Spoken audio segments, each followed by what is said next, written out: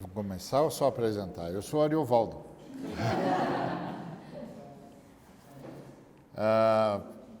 Sempre uma alegria estar com as irmãs e os irmãos, muito bom. Hoje eu queria conversar um pouquinho sobre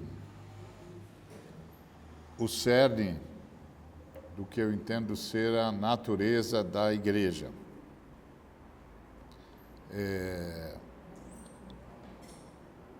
E para isso eu gostaria de convidá-las e convidá-los para a primeira carta de João, capítulo 4.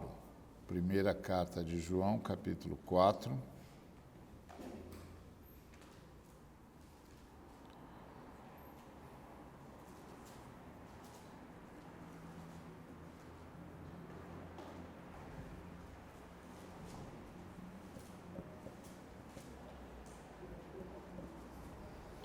E nós vamos ler a partir do verso 7. 1 de João, capítulo 4, a partir do verso 7.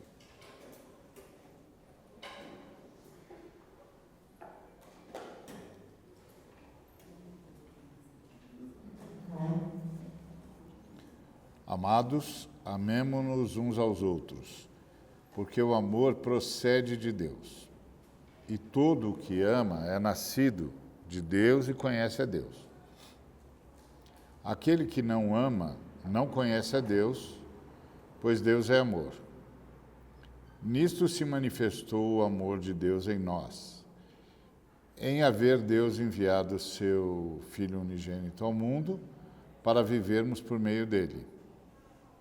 Nisto consiste o amor, não em que nós tenhamos amado a Deus, mas em que ele nos amou e enviou seu Filho como propiciação pelos nossos pecados. Amados, se Deus de tal maneira nos amou, devemos nós também amar uns aos outros.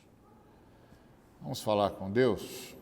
Pai, obrigado em nome de Jesus por nos abençoar sempre com a Tua palavra, nós a acolhemos e rogamos que ela ministre-nos a Tua vontade e que cumpra a missão para a qual é proferida por Ti, para a Tua honra e glória. Em nome de Jesus. Amém.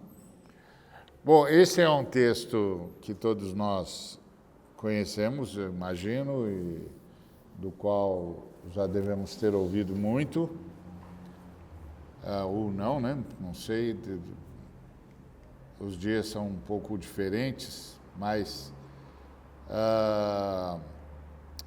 como vocês podem perceber, o texto gira em torno da palavra amor. E a palavra amor é uma palavra que parece ser muito conhecida. Ela é cantada em verso-prosa e ela parece ser um desses conceitos que todos nós dominamos. Porque a gente vive dizendo isso um para o outro com intensidades diferentes, em ocasiões diferentes, mas a gente vive dizendo essa palavra um ao outro.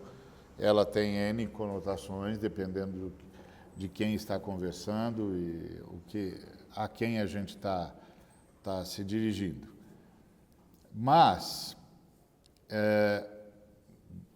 até onde eu consigo ver, o cerne para entender o que é que esse texto está chamando de amor, está no versículo 8. Aquele que não ama não conhece a Deus, pois Deus é amor. Então, amor aqui aparece não como um sentimento, nem mesmo como uma expressão dirigida a alguém, que pode ter N variações. Ele tem uma intensidade, um sentido quando você diz isso a um amigo, quando você diz isso à esposa ou o esposo, quando você diz isso ao filho, quando você diz isso diante de uma causa, diante de um artista que você privilegia. Tem N gradações, né?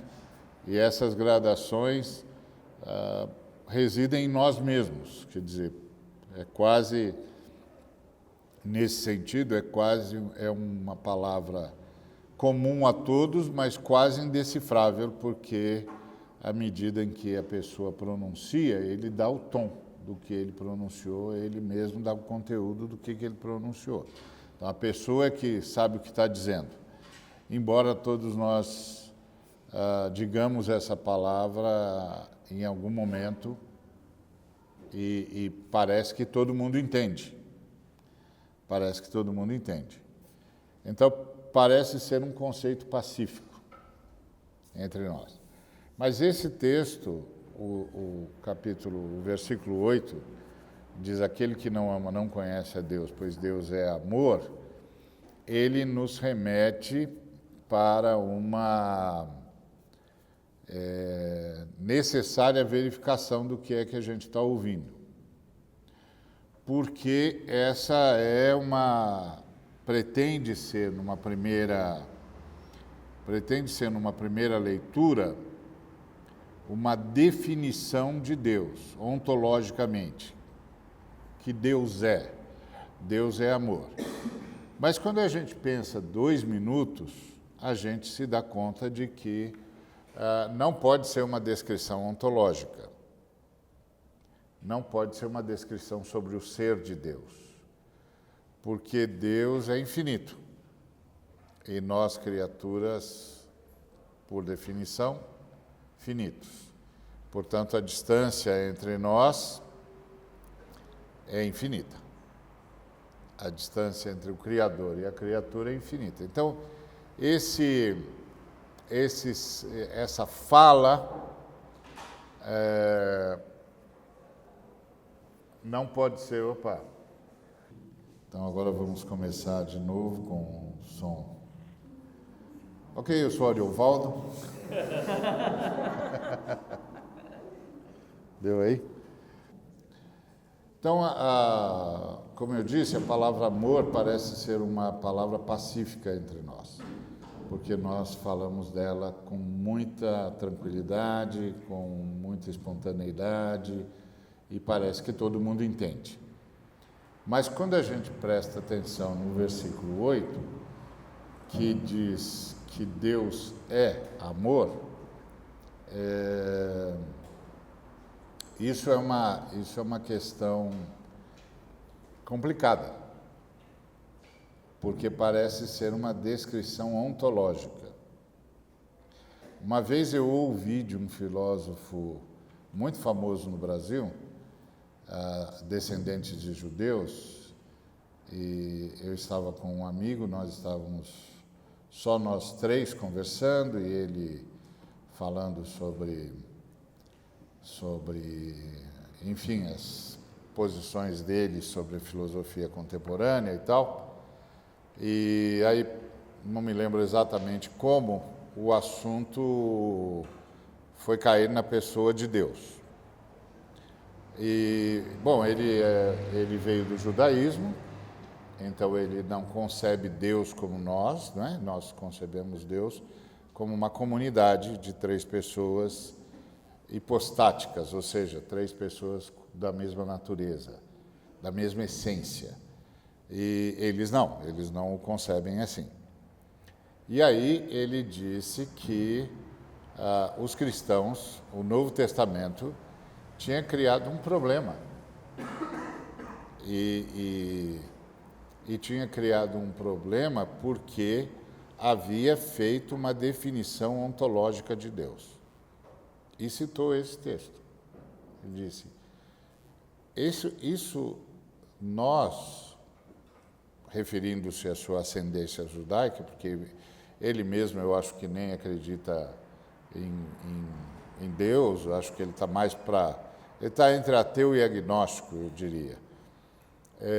Mas aí, com o assunto caminhou para a pessoa de Deus, Ele então disse, vocês criaram um problema. Vocês criaram um problema. Nunca vai haver diálogo entre os dois, entre as duas tradições, porque vocês criaram um problema, vocês definiram ontologicamente Deus. Ao dizer que Deus é amor. E aí nós dissemos, eu chamei a atenção dele para o fato de que nós não víamos Deus do mesmo jeito que ele via, ou que a ascendência dele via. Porque a ascendência dele vê Deus como uma pessoa só. E nós víamos Deus como três pessoas. Na minha perspectiva, essa não é uma definição ontológica de Deus. Essa é uma definição sociológica de Deus. Esse texto não explica, não nos diz o que Deus é, mas como Deus vive. É diferente. O que é que faz com que três pessoas sejam um só Deus? Então, não é como Deus, o que Deus é como Deus vive. E a importância de fazer essa diferenciação é bastante simples, que é aquela velha frase da teologia latina, finito non capa infinito. O finito não consegue conter o infinito. Então, o finito não pode fazer afirmações sobre o infinito. É a grande desculpa das ideias inatas, não é?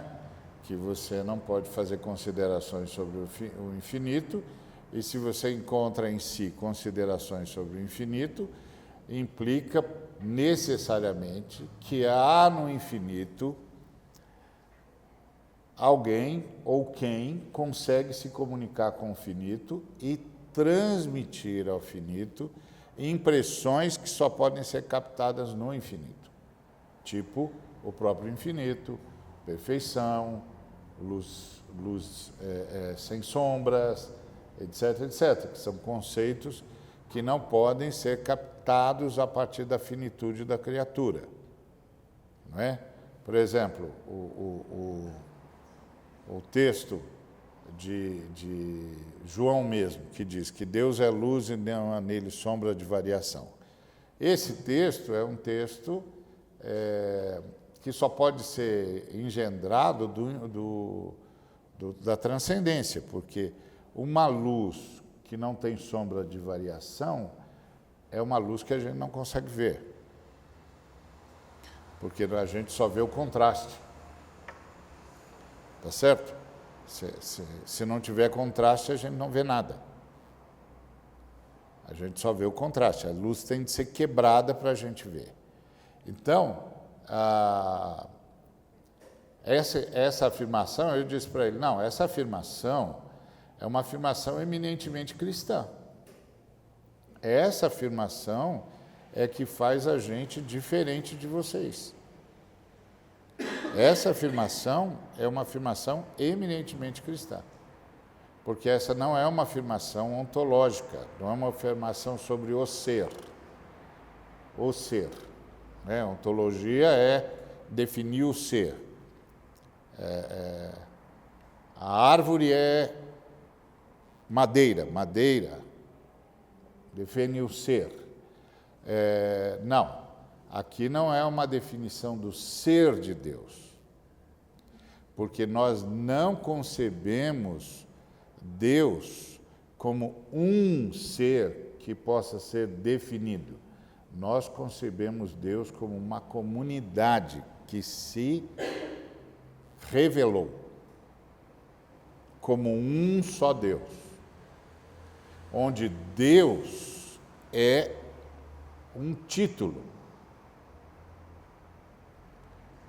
De fato, Deus é um título, a palavra Deus é um título, que quem dá é o adorador, tá certo? Então, nós damos esse título à Trindade, mas um sem número de religiosos aí, de religiões, tem N entidades a quem eles dão o título de Deus, não é? E isso sempre foi um dilema, mesmo nas Escrituras Sagradas. Isso sempre foi um dilema, mesmo nas Escrituras Sagradas. Por exemplo, Moisés chega lá no Horebe, não é? E o Senhor está falando com ele, se impõe a ele, na verdade, porque Moisés do Monte Horebe é quase um ateu. Ele reage como um homem do século 20 e 21, porque ele vê o fenômeno, a sarça que arde não se consome, e ele a interpreta como um fenômeno.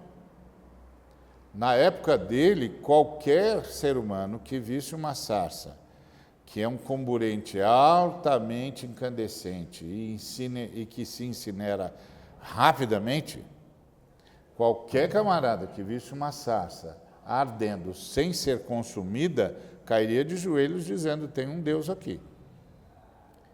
Estava no imaginário da época. Primeiro, estava no imaginário da época uma profusão de deuses, estava no imaginário da época uma expectativa de cruzar com deuses, tá certo? Não é como a nossa época, que tem uma expectativa mais ateia do que a teocêntrica ou voltada à possibilidade de existir Deus. Nós temos nós não temos essa expectativa, né? A gente tem muito mais uma expectativa ateia do que uma expectativa teísta. Na época, não. Na época, os camaradas, as pessoas, não só acreditavam na existência de Deus, como acreditavam que em cada região tinha um Deus. E ficavam mudando de região, tinha de descobrir qual é o Deus daquela região para não se sair mal, para se sair bem naquela região. Então era outra realidade, era outro imaginário. Moisés reagiu totalmente contrário ao imaginário da época. Ele viu a sarça que ardia e não se consumia, e ao invés de dizer: tem um Deus aqui, já cair de joelhos e invocar o Deus sarça, não é? Ele foi e disse: eu vou ver o que é isso. Ou seja, ele teve um olhar fenomenológico. Ele olhou para aquilo lá e viu um fenômeno, que é o que aconteceria hoje conosco. A não ser que a gente tenha saído de uma reunião do monte, tudo pegando fogo, não é? Os gravetos incendiando, aí a gente pensa que é uma continuação do monte. Mas, fora isso, a gente teria essa reação lógica, técnica. O que é isso? Deixa eu ver isso de perto. Que foi o que Moisés fez. Ele teve uma reação do século 21. Ele não teve uma reação do século dele. Ele já era quase um ateu. Também pudera. O sujeito foi criado num mundo de muitos deuses. Estava entre os seres humanos mais bem treinados do mundo. Treinado para ser faraó. Sabia tudo que um faraó sabia. Estudou com os mesmos professores, falava as mesmas línguas, conhecia as mesmas culturas. Sabia tudo, foi preparado para ser um faraó. Era um soldado, um general, um cara pronto para liderar. Ele acredita que é um eleito de Deus para libertar o seu povo e se insufla, né? se insurge contra a escravidão do seu povo, mata um egípcio, o seu próprio povo o entrega, né? Porque só ele E o moço que foi salvo é que sabia do que tinha acontecido. E no dia seguinte todo mundo sabe quem contou, não é? E como isso chegou até o faraó.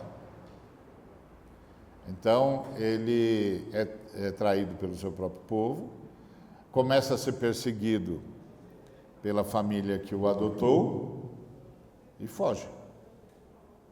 Foge, se une aos beduínos e se embrenha pelo deserto para nunca mais ser achado. Passa 40 anos cuidando das ovelhas do sogro, um dos homens mais bem treinados do mundo, mais bem educados do mundo, mais bem formados do mundo, de então, que hoje é apenas um nômade, cuidando de ovelhas que não são dele, 40 anos nessa vida, sem nenhuma perspectiva. Nada. A única coisa que ele está fazendo é se escondendo a vida toda. Torcendo para que mude a dinastia. E esqueçam dele. Ou seja, ele então, de um homem com intenções profundas de libertação do seu povo, etc., passa a ser um ser humano que tudo que ele quer é ser esquecido. Então, esse homem não tem mais nenhuma devoção, não tem mais nenhuma expectativa, não consegue entender mais no que é que as pessoas creem, e por que elas creem e o que elas esperam. Porque ele é um sujeito sem nenhuma perspectiva. É um sujeito fugindo, sem Deus na terra. Quase ateu, não é? Curiosamente, um ateu à deriva de Deus, mas quase ateu. Aí ele vê o fenômeno, a sarça que arde não se consome. Ao invés de reagir como comumente reagiria os da sua época, ele já olha aquilo como um fenômeno. Ele perdeu a perspectiva mítica, ele perdeu a perspectiva do sobrenatural, do luminoso, do maravilhoso. Ele agora vai ver o fenômeno, que é bem a nossa época. Essa é uma época em que a perspectiva com o luminoso, com o miraculoso, desapareceu em grande parte. Talvez o Brasil seja um dos poucos países ocidentais onde isso ainda encontra espaço num nível ou no outro. E provavelmente, grande parte do que nós estamos assistindo no país hoje, entre os religiosos e os não religiosos, é justamente o estertor de uma época. Os religiosos não conseguem aceitar o surgimento de uma nova era, onde a hipótese de Deus não é mais determinante e onde o homem deixa de ser a criatura à imagem e semelhança de Deus e busca cada vez mais um Deus à sua imagem e semelhança. Então Deus vai se tornando um elemento utilitário. E talvez a gente esteja nesse estertor. E por isso os religiosos preferiram abrir mão de valores mais profundos para não perder Deus. É uma visão totalmente distorcida, mas explica o desespero que se abateu sobre alguns dos nossos, que parece que entraram num desespero, como se o mundo fosse acabar, porque fulano não crê como eu. Que é muito curioso, porque há milênios tem pessoas que não creem como eu, ou como o outro, ou como qualquer um de nós. E isso nunca foi desesperador. Por que agora é? Então não é mais uma questão de se tem fé ou não se tem fé. É uma luta por manter-se na história na medida em que você vai sentindo que a história está se desfazendo dessa hipótese como construtora da verdade. Como epistemológica, ou seja, como meio para alcançar a verdade. É um negócio complexo, mas não é esse o nosso objetivo aqui. É só para você pensar, você tentar entender o que está acontecendo com o mundo. Por que as pessoas estão entrando em desespero e em estado de violência diante do simples fato de que tem um grupo de pessoas que não creem como nós. Sei, mas sempre foi assim, não é? Desde que começamos a pregar, sempre foi assim, não foi? Não foi por isso que a gente saiu no mundo pregando? Porque as pessoas não creem como nós. Por que isso agora é desesperador? É porque isso anuncia uma realidade muito mais profunda, uma mudança de era.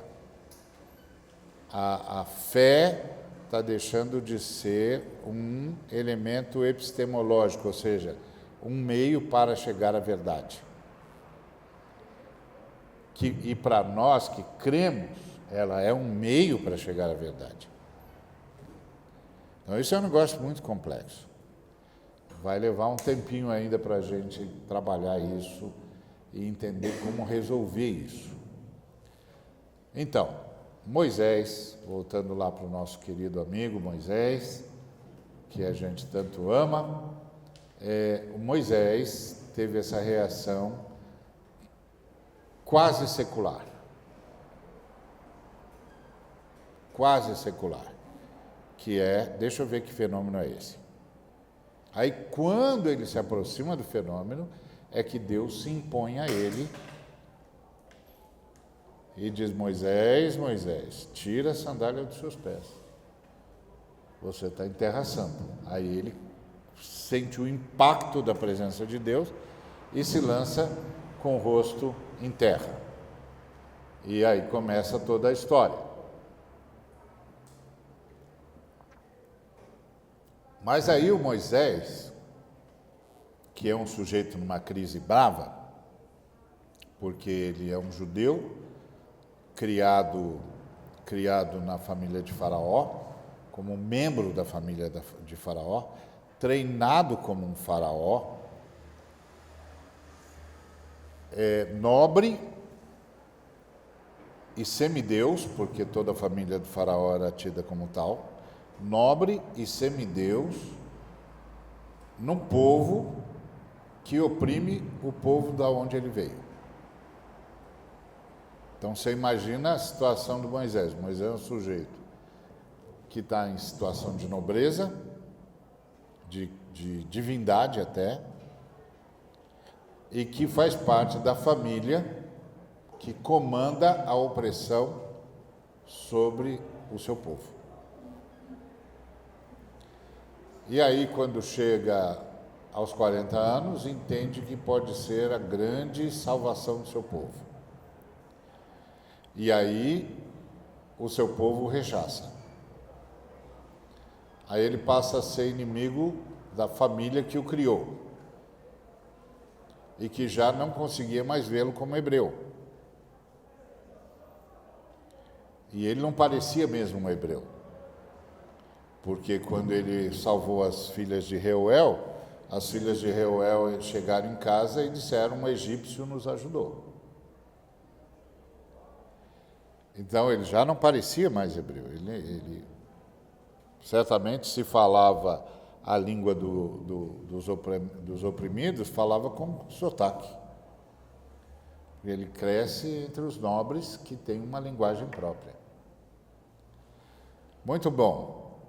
Aí ele chega lá, a sarça está ardendo, ele é um sujeito que não acredita em mais nada, que não tem mais nenhuma perspectiva da vida, não espera mais coisa nenhuma, além de ter logrado o grande êxito da sua história, que se tornou: escapei da perseguição, morri sem ser alcançado pelos meus inimigos. Só. É só isso. E o custo disso, me envolvi com os beduínos, casei com uma mulher beduína, eles me esconderam no deserto. E, em contrapartida, eu cuido das ovelhas do meu sogro. Quem eu sou? Um fugitivo, um errante, um sujeito que não quer ser achado. Um sujeito que quer ser esquecido. Aí, a sarça arde, ele reage de modo secular, Deus se impõe a ele, e aí ele começa a tratar Deus de forma pagã, porque ele começa a perguntar-lhe o nome. Qual é o seu nome?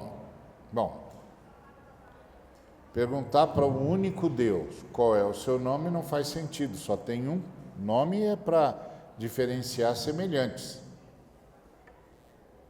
Não tem nada semelhante a ele é o único Deus, então nome não faz sentido. Por isso a resposta de Deus é uma resposta que não faz sentido. Eu sou o que sou. Isso é tudo e é nada. Eu sou o que sou. Sou o quê? O que sou. Sim, mas ok, mas o que o senhor é? Eu sou o que sou. Então isso parece um nome, mas de fato não é um nome, é uma incógnita. Não descreve. O nome tem de descrever. E isso não descreve. Então, foi baseado nessa lógica que o filósofo nos questionou. Ele tem essa lógica que vem de Moisés. Embora Moisés tenha dito que Deus era uma comunidade, os judeus nunca trabalharam isso. O Moisés disse mais de uma vez que Deus era uma comunidade, mas os judeus nunca trabalharam isso, a tradição judaica nunca trabalhou isso e nunca entendeu que aqueles diálogos que aparecem, seja no façamos o homem a nossa imagem conforme a nossa semelhança, ou seja, quando em Gênesis Deus diz desçamos e confundamos-lhes as línguas, a tradição judaica não mexe nisso. Não consegue responder quem está falando com quem. E que diálogo é aquele, que comunidade é aquela que veio ver o que os homens estavam fazendo, que sai do seu lugar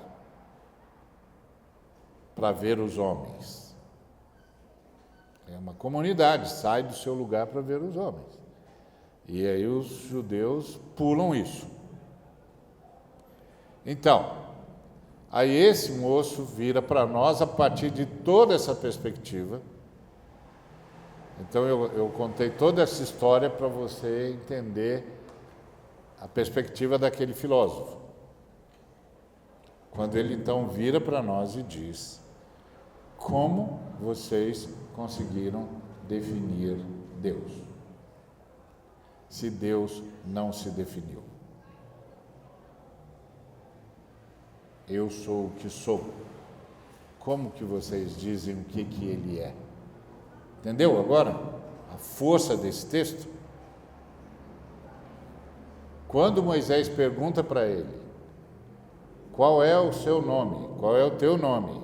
Ele diz: eu sou o que sou. Quando você chega em 1 de João, capítulo 4, versículo 8, o João parece dizer o que Deus é, que é uma coisa que, perguntado por Moisés, Deus não respondeu. Então essa era a briga do camarada. Aqui a gente vai lendo aqui e a gente fala, que bonito, e aparece a palavra amor, pronto. O romantismo salta ao coração, a gente já tem uma visão do amor, dependendo de como você vê o amor, você já fica desenhando Deus, não é? Não, esse texto é muito forte, porque a rigor esse texto parece responder a pergunta de Moisés. E aí qual é a pergunta que esse filósofo fez para nós? Como vocês conseguem dizer isso? Vocês estão definindo ontologicamente Deus? O ser de Deus? E eu disse, não. Primeiro porque nós não vemos Deus como você vê. Segundo a sua tradição, nós estamos falando de Deus de forma equivocada. Segundo a nossa tradição, vocês não sabem a quem adoram. Vocês sabem muito pouco sobre o Deus que adoram, porque vocês não acompanharam a revelação. Vocês puseram um basta na revelação. Então vocês ficaram sem saber a quem adoram. Então, essa é uma disputa muito profunda. Não é uma disputa simples. Isso aqui é uma disputa sobre Deus. A quem nós adoramos? A quem a igreja adora? Por que a igreja não é como Israel? E por que o que é caro a Israel não é mais utilizado na vida da igreja? É uma disputa sobre Deus, que nem sempre a gente se dá conta que está fazendo. Então, eu disse para ele, nós não lemos o versículo 8 de 1 de João 4 como uma definição ontológica, mas como uma definição sociológica. Porque antes de chegar aqui, nós passamos pela Trindade. Antes de chegar aqui, nós passamos pela Trindade. Deus é a unidade das três pessoas hipostáticas, ou seja, com a mesma essência. Pai, Filho e Espírito Santo. Foi assim que Deus se revelou. E falar sobre essa revelação, como Deus se revelou, daria muito mais tempo, porque ele se revelou assim, porque semelhança à imagem, mas isso nós não vamos mexer agora. O que eu queria chamar a atenção, então, dos irmãos e das irmãs, é que nesse texto você tem uma outra definição para amor, que não é um mero sentimento, por mais bonito que ele seja, por mais agregador que ele seja, por mais romântico que ele seja, por mais lúdico que ele seja, por mais poético que ele seja. Você tem uma outra definição, porque você não está dizendo que Deus é no sentido ontológico, mas como Deus vive, ou seja, porque há três pessoas e um só Deus. Porque Deus é a unidade das três pessoas. Então, nesse sentido, nesse raciocínio, amor aqui significa unidade. Deus é unidade, que é a ideia do Ehad judaico, a unidade coletiva, que é a palavra dos judeus para unidade coletiva, para unidade como um cacho de uvas, unidade coletiva. Então, aquele que não ama, não conhece a Deus, pois Deus é amor, ganha um outro sentido. Eu me lembro que um amigo uma vez disse: eu amo, mas não gosto. Eu tenho de amar todo mundo, mas não preciso gostar de todo mundo. E todas as vezes que nós conversávamos sobre isso, eu dizia: caramba, isso é um malabarismo. O que você está fazendo é um malabarismo. Como você ama, mas não gosta? O que você está falando? É um malabarismo filosófico isso aqui. E principalmente é uma redução do termo amor à mera prestação de serviço. Eu tenho de prestar serviço para todo mundo, mas eu não tenho necessariamente de gostar de todo mundo para quem eu presto serviço. Ué, mas, se você reduziu o amor para isso aí, nós estamos roubados, porque você vai dizer que Jesus Cristo morreu para prestar um serviço. Negócio complicado isso.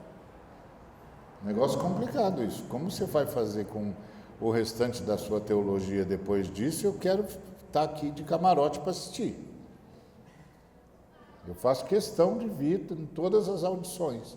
Sento no primeiro banco e fico ouvindo, para ver como é que você sai desse enrosco, desse nó górdio que você mesmo teceu. Então, é muito complicado. Por isso, para a gente ver como essa questão do amor é muito complicada. Então, aqui, se esta não é uma declaração ontológica, é uma declaração sociológica, ou seja, descreve por que há três pessoas e um só Deus, porque Deus é unidade. Deus é a manifestação da unidade das três pessoas, porque Deus é um título que o adorador que dá. Então, a quem o adorador chama de Deus? No Novo Testamento, o adorador chama de Deus a manifestação da unidade das três pessoas. E como essa manifestação é a manifestação da unidade das três pessoas, obviamente é uma manifestação unívoca, ou seja, que tem uma voz só.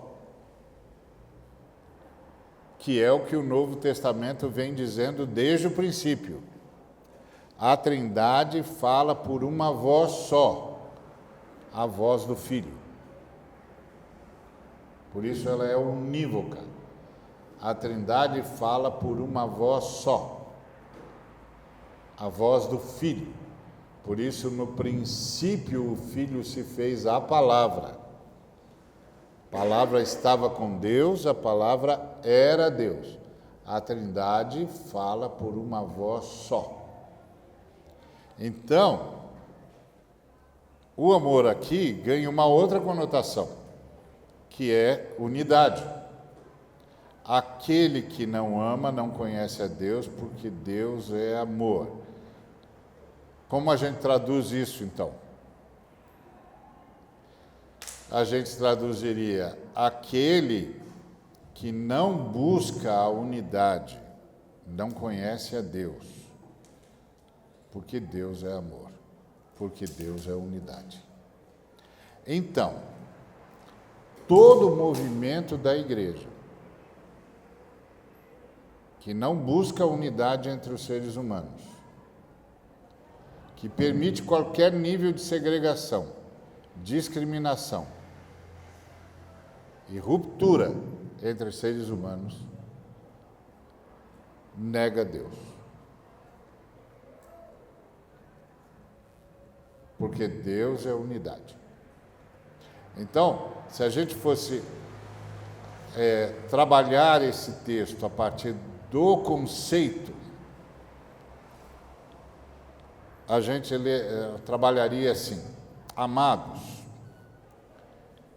ou membros da unidade, pratiquemos essa unidade uns com os outros, porque a unidade procede de Deus. E todo aquele que busca a unidade, que pratica a unidade, que vive a partir da unidade, é nascido de Deus e conhece a Deus. Aquele que não pratica a unidade, não busca a unidade, não vive na unidade e para a unidade, não conhece a Deus. Pois Deus é unidade. E nisto se manifestou o desejo de Deus de ter unidade em nós e conosco, em haver Deus enviado o seu Filho unigênito para vivermos por meio dele. Nisto consiste a unidade que agora vivemos.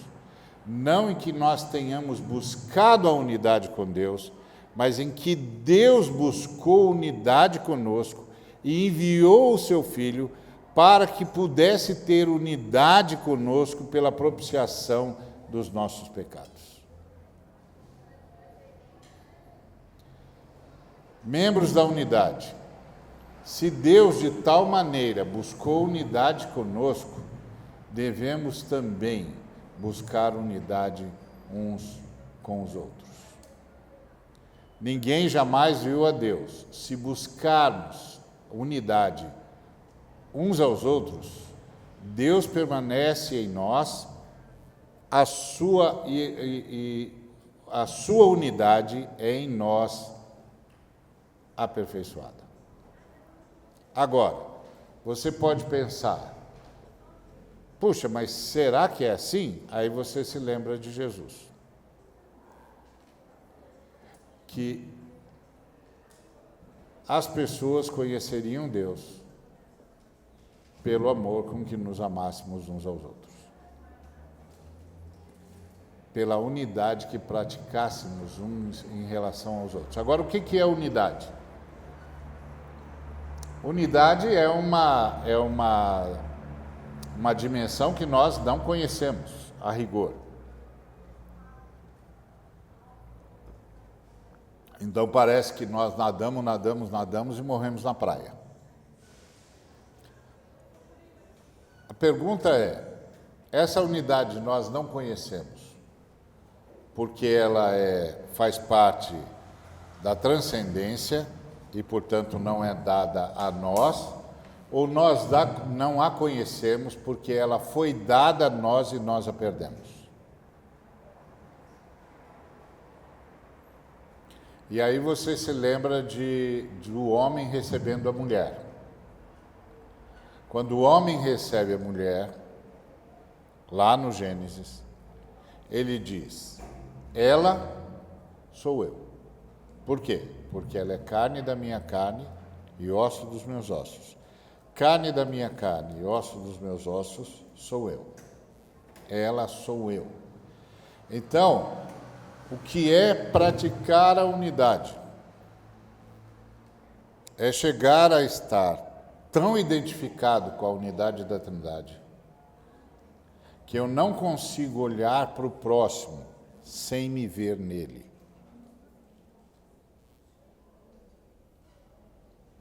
Eu não consigo olhar para o próximo sem dizer: ele sou eu.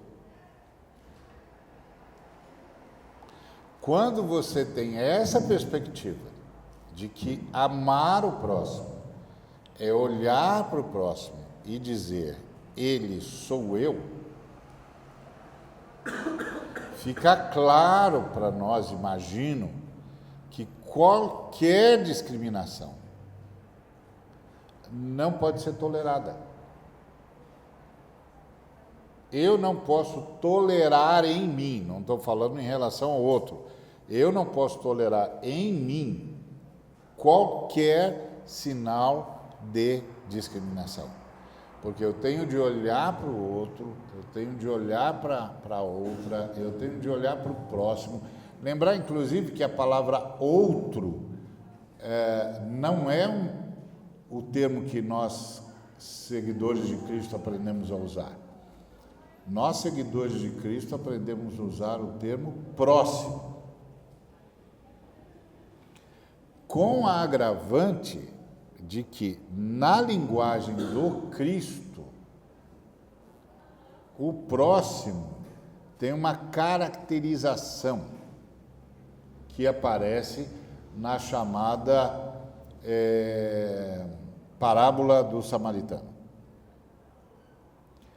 O mestre da lei pergunta para Jesus: quem é o meu próximo? O mestre da lei tem uma dúvida que é razoável. Num primeiro momento parece ser uma retórica, mas ela é razoável, porque o mestre da lei, como você, como eu, cruza com centenas de pessoas. E ele entende as Escrituras. Ele entende que tem de amar a Deus acima de todas as coisas e amar ao próximo como a si mesmo. Agora, eu cruzei com centenas de pessoas. Como é que é isso? Quem é o meu próximo? Eu passei por um bocado de gente. Quem é o meu próximo? E o que significa amar o próximo? Negócio complicado. Eu tenho uma disciplina espiritual. A minha disciplina espiritual é orar por todas as crianças que eu vejo. É uma disciplina espiritual. Na história da igreja, muitos desenvolveram disciplinas espirituais. Algumas delas viraram verdadeiros ritos, etc, etc. Eu desenvolvi uma disciplina espiritual. Qual é a minha disciplina espiritual? Porque eu sempre me envolvi com a rede de proteção social às crianças. Minha disciplina espiritual é orar por toda criança que eu vejo. Claro que eu reduzi essa oração a uma frase, senão eu ficava louco, não é? Mas por que eu fiz isso? Primeiro, para me lembrar que eu sou um intercessor. Como todo ser humano, eu sou um intercessor. E que a única coisa que pode salvar a minha humanidade é a minha intercessão. Porque no dia que a minha oração tiver como alvo só a mim, eu perdi a minha humanidade. Porque agora eu sou a única pessoa diante de Deus e Deus só tem uma pessoa diante dele, sou eu. Então Deus não tem mais nenhum outro interesse no mundo além de mim. E isso é o suprassumo do egoísmo. Perdi minha humanidade, perdi minha identificação com a humanidade. Então, essa minha disciplina espiritual é para não perder a identificação com a humanidade. Não tem nada a ver com nenhuma bondade intrínseca minha. É uma disciplina espiritual. Que eu espero, com toda a pequena fé que eu tenho, que realmente possa ser abençoadora para as crianças. Mas antes de tudo, uma disciplina espiritual. Eu não tenho esse coração tão bom assim. Então, é uma disciplina. Me ajuda a ficar no chão. Na consciência de que eu faço parte de um todo, que eu não sou o todo. Porque esse é o individualismo. O individualismo é quando o sujeito se acha o todo. Agora, como é que você luta contra isso? Disciplina espiritual. Porque a tendência natural do ser humano é o egoísmo. Então, essa prática, essa é a pergunta do mestre da lei. Como é que é isso? E aí Jesus conta a história do samaritano.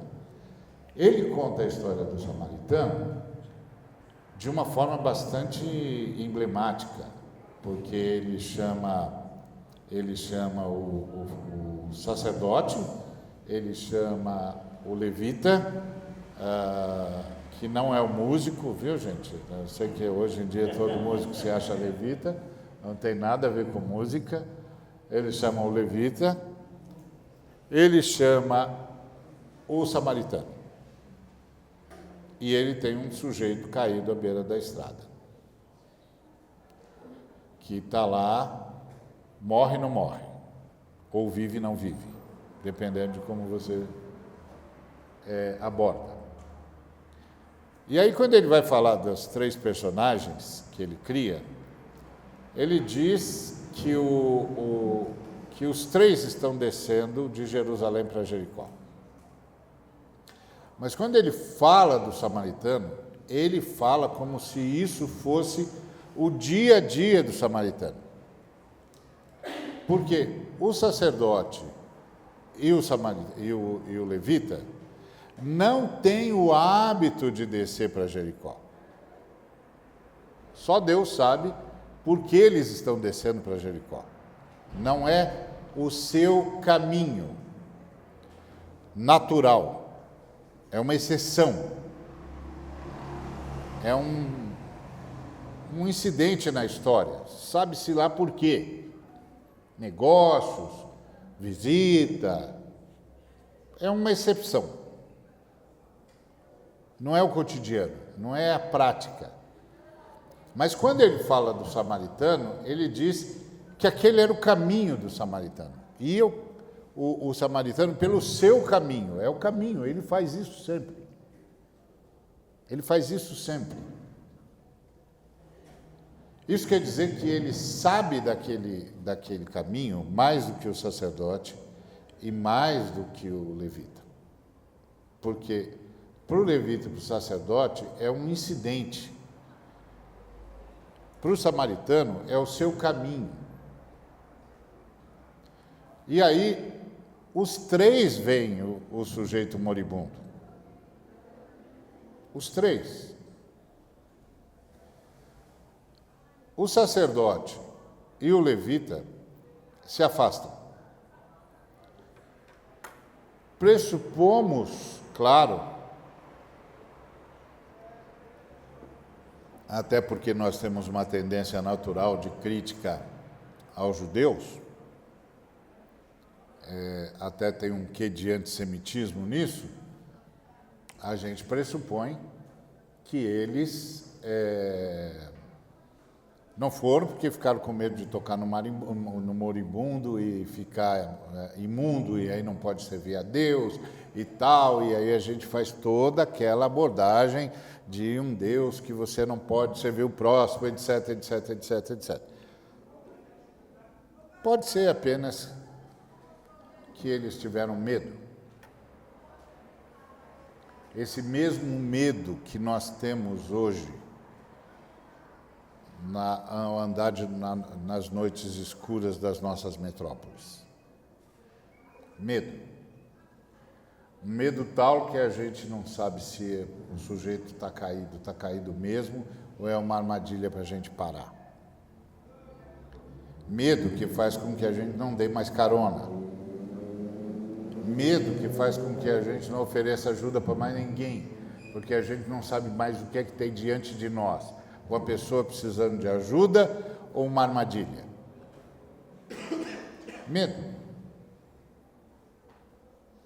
E provavelmente aquela era uma estrada palmilhada de salteadores. Medo. Medo. Vamos fugir. A gente tem a tendência de dizer insensíveis, como pode? Medo.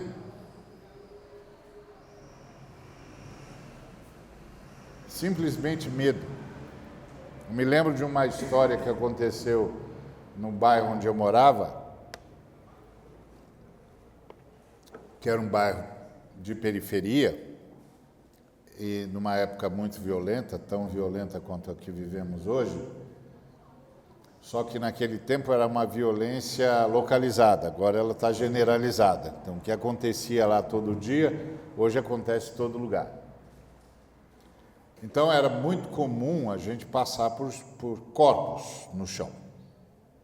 Eu lembro que eu me levantava de madrugada para poder trabalhar, porque eu trabalhava em outra cidade, tinha de pegar o ônibus, então eu levantava muito cedo, senão eu não conseguia chegar no horário no meu trabalho.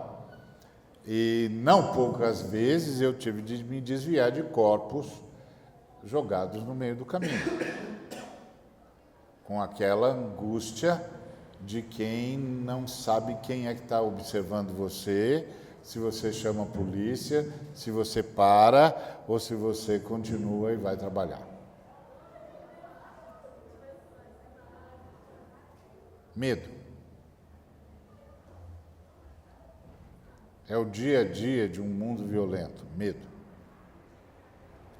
Então pode ser que eles tenham tido apenas medo e saíram correndo. Saíram correndo. Não sei o que vai acontecer. E o que é que eu posso fazer? Aí vem o camarada que é o samaritano. E ele está indo pelo seu caminho. Ele passa ali sempre. Então ele sabe sempre dali.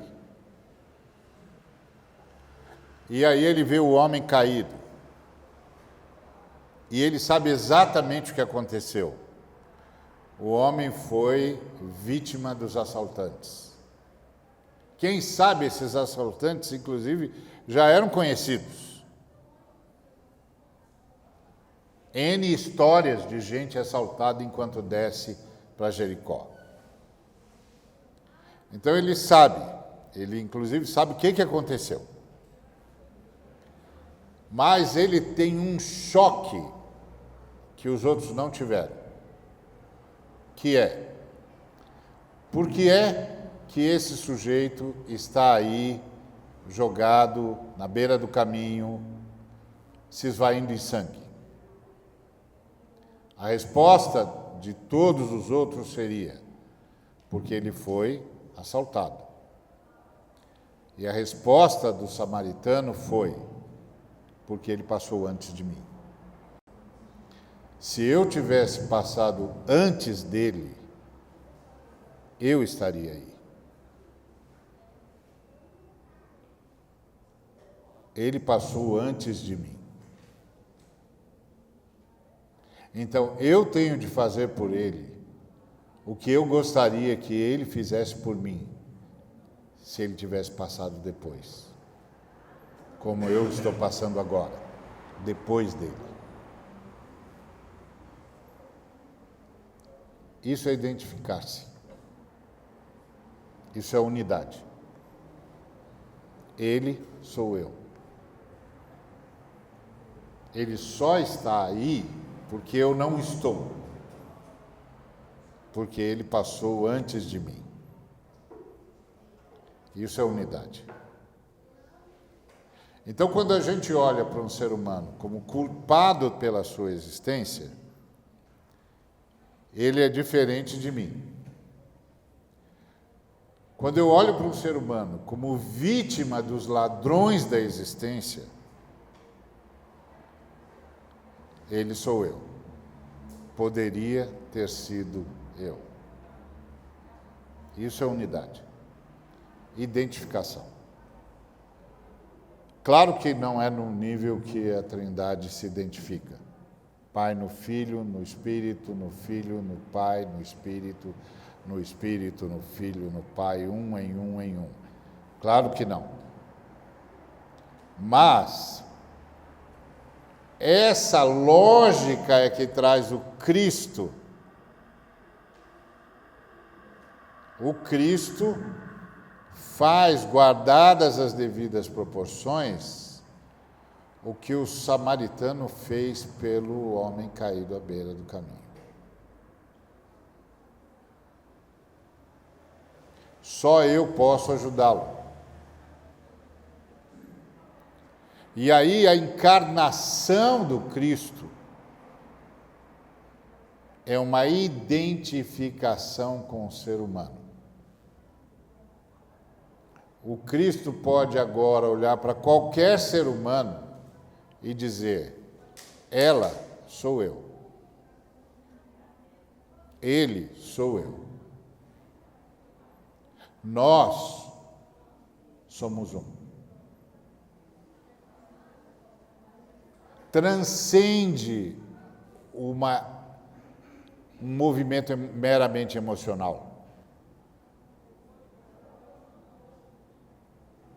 Transcende. Então, essa é a natureza da igreja. A mesma natureza de Deus. Não ontologicamente falando, mas sociologicamente falando. Como Deus vive em absoluta unidade e identificação perfeita, um com o outro. E isso leva a Trindade a vir identificar-se conosco. Para identificar-se conosco, a Trindade se esvazia. Não tinha outro jeito de identificar-se conosco. Então, o sacrifício do Deus Filho é o sacrifício do Deus Pai e do Deus Espírito Santo. É uma identificação com o ser humano, para que o ser humano possa identificar-se com a Trindade. Então, nós todos vamos para essa unidade da Trindade. Não na unidade com a Trindade no sentido de fazer parte da Trindade, mas no sentido de estar absolutamente identificado com a unidade da Trindade. E essa nossa identificação com a unidade da Trindade se manifesta na nossa identificação com o próximo. Ele sou eu, ela sou eu. Por isso, assim, não é possível a um cristão que compreende isso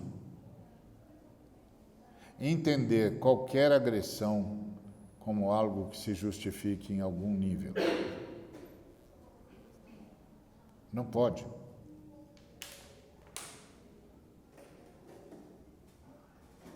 Ele sou eu. Ou seja, dessa perspectiva, não há assassinatos, só há suicídios.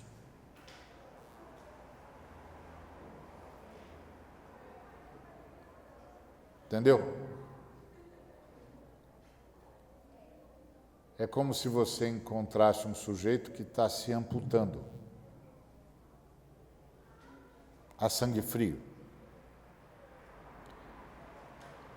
Duvido que você olhasse um ser humano se amputando a sangue frio e o reputasse como normal. Duvido.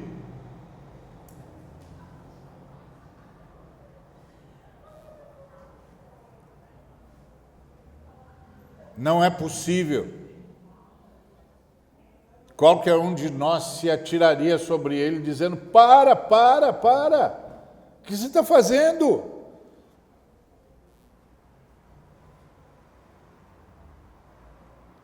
Então, essa é a natureza sociológica da igreja.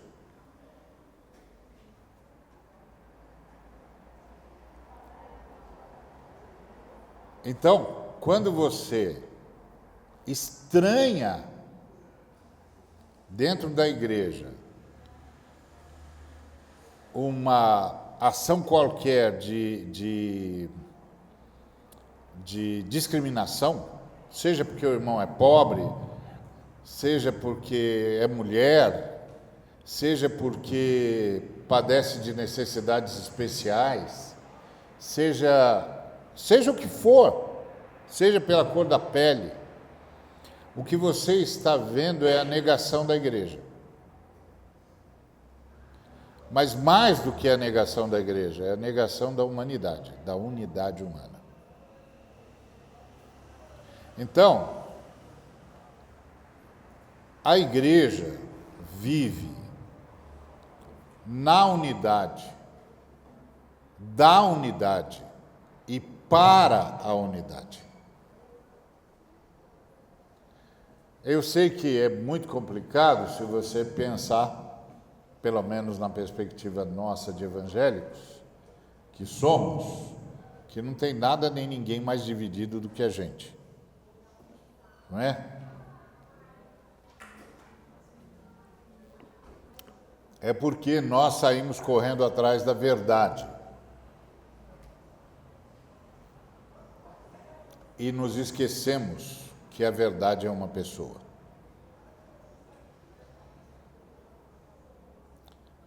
Então, se a gente tivesse mantido a perspectiva de que a unidade é uma pessoa, não teria como a gente se dividir. Mas nós começamos a trabalhar com o ideário de que a unidade é a declaração sobre uma pessoa. E não uma pessoa que se apresenta a nós. E aí nós passamos a querer levar as pessoas para Cristo, quando nós deveríamos levar Cristo às pessoas. Então nós começamos a discutir sobre o que é levar uma pessoa a Cristo, ao invés de nos exercitarmos em levar Cristo para as pessoas. E aí então o testemunho perdeu a força. Porque Jesus Cristo disse: recebereis poder ao descer sobre vós o Espírito Santo e sereis minhas testemunhas. Vocês vão me levar para as pessoas. Não trazer as pessoas para mim. Até porque ele foi assunto aos céus, para que o Espírito Santo trouxesse a realidade da presença dele para nós, de maneira que, plenos do Espírito Santo, podemos levar a presença do Cristo para todos os cantos. Não precisamos trazer ninguém a lugar nenhum, porque o lugar somos nós. É a fala do Senhor a Jacó: eu estou com você por onde quer que você for, e eu não deixarei você até cumprir tudo o que disse a seu respeito. Aí o Jacó levantou, olhou para o lugar chamado Luz e disse: esta é a casa de Deus. Eu não sabia, e mudou o nome do local de Luz para Betel. Errado. Deus não disse para Jacó: eis que eu estou aqui. Deus disse para Jacó: eis que eu estou com você, por onde quer que você for. Então o Jacó poderia dizer: realmente essa cidade é Luz, e Betel sou eu. Onde eu for, Deus irá. Então, nenhum de nós sabe o seu verdadeiro nome, porque está aguardando a gente na pedrinha branca.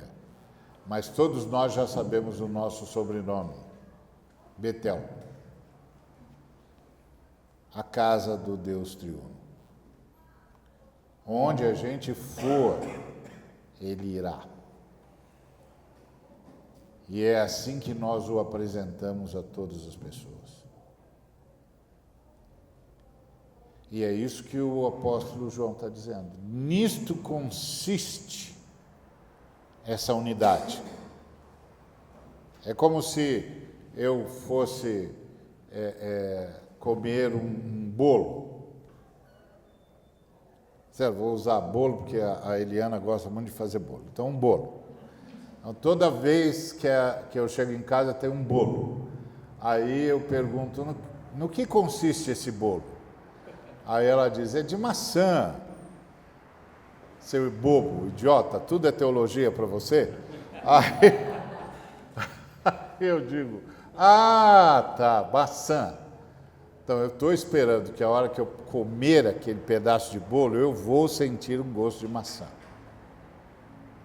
Então, no que consiste o amor?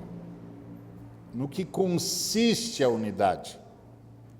Não em que nós tenhamos buscado a unidade com Deus, mas em que Ele se identificou conosco e enviou o Seu Filho para dar-nos as condições, pelo perdão a nós, pelos nossos pecados, para podermos nos identificar com Ele.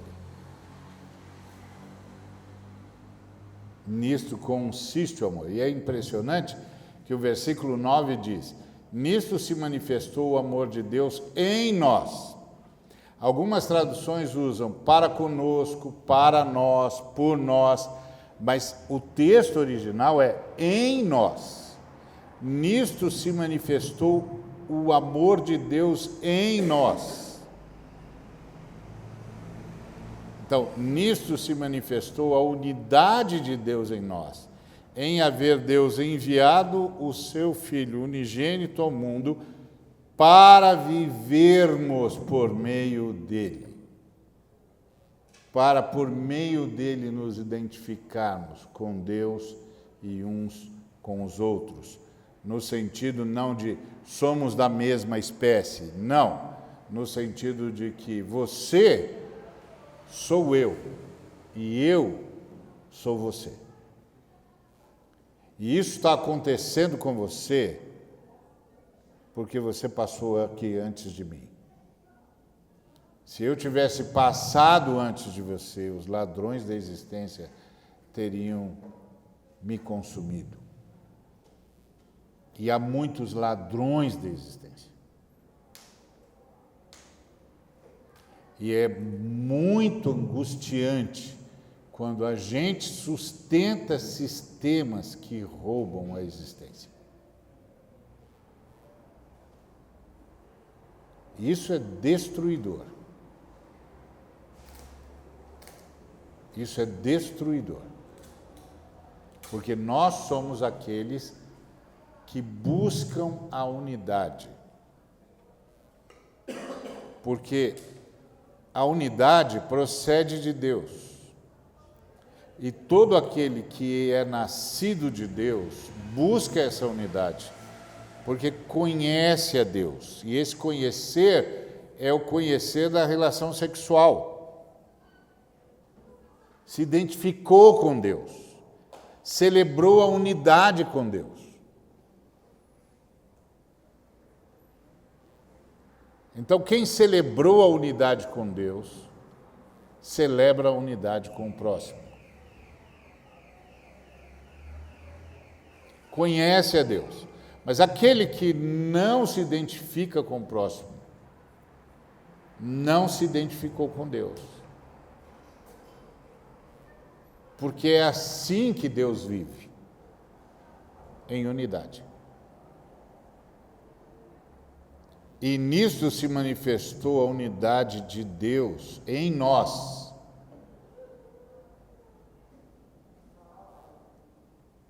Porque não é nisto se manifestou o amor de Deus por nós. É nisto se manifestou o amor de Deus em nós. Então não é amor, não é o amor com que Deus ama no sentido emocional do termo. É o amor que Deus é, que Deus vive. Nisso se manifestou a unidade de Deus em nós. Em Deus haver enviado o seu Filho unigênito para vivermos por meio dessa identificação. Eu não sei quanto a você, mas isso a mim dá uma visão da igreja que muda as nossas orações.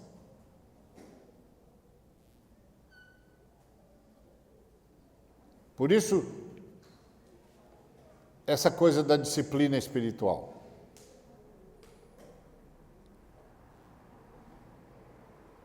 Para que as orações comuniquem a identificação com o próximo.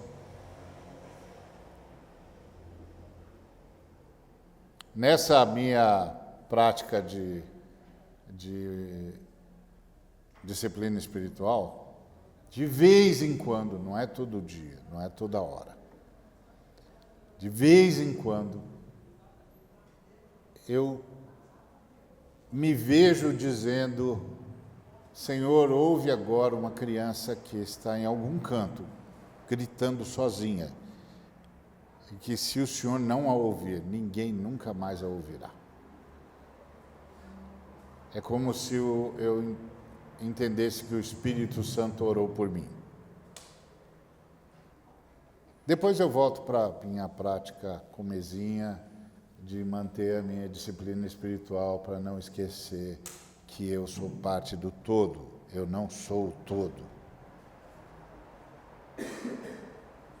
Deus não tem de viver para mim. Eu é que tenho de viver em Deus e a partir de Deus.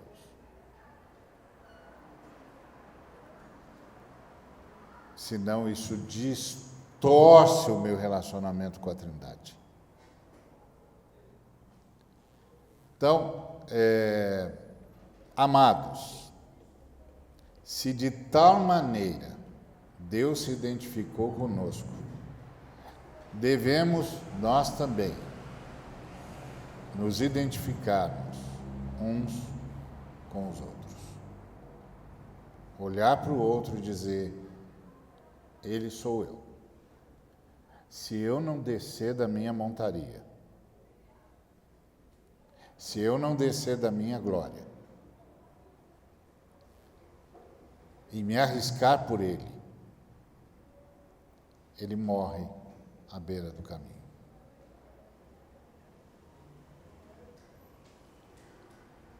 É o gesto do Cristo. O Cristo estava ensinando ao mestre da lei exatamente o que é que ele tinha feito. E estava dizendo uma coisa profunda, que Deus, em Cristo, escolheu andar no caminho dos homens. Como o samaritano descia a estrada para Jericó como parte do seu caminho. E andar o caminho dos homens é que faz o Cristo dizer diante da mulher: ninguém te condenou? Nem eu te condeno. Por quê? Porque eu conheço o caminho dos homens. Eu sei o que acontece. Eu sei como as existências são roubadas. Vai. E não anda mais por esse caminho. Faz o Cristo dizer para Simão, não o Pedro, mas o ex-leproso: escuta, você está aí olhando para essa mulher que está aqui chorando, lavando os meus pés com suas lágrimas, enxugando com seus cabelos, e pensando, se eu fosse profeta, se esse camarada fosse profeta, ele saberia quem é que está fazendo isso? Deixa eu perguntar para você, quem é que ama mais? Quem mais foi perdoado ou quem menos foi perdoado? Quem mais tem consciência de que precisava de perdão ou quem menos tem consciência de que precisava de perdão? É como se Jesus estivesse dizendo para ele: eu curei você da lepra, mas parece que você entendeu que eu curar você da lepra era um dever que Deus tinha para com você. Porque eu que curei você da lepra, entrei aqui, você não me saudou com ósculo. Eu curei você da lepra e você não me ungiu para refrescar a minha cabeça. Eu curei você da lepra e você está perguntando que profeta eu sou.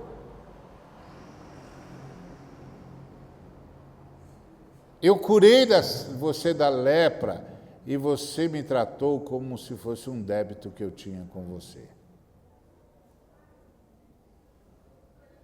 Eu expulsei os demônios dessa mulher. Eu a libertei. E ela, mais do que você, sabe que está livre porque foi perdoado. Enquanto você não sabe que só está curado porque foi perdoado.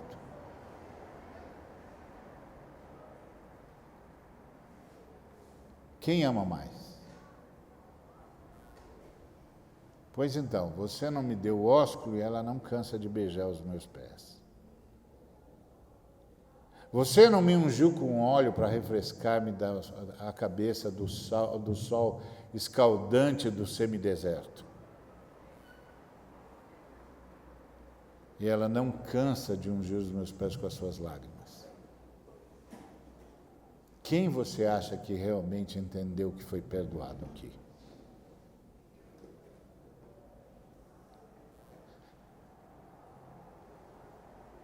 Nisto conhecemos que permanecemos nele e ele em nós. Por quê? Porque ele nos deu o seu Espírito.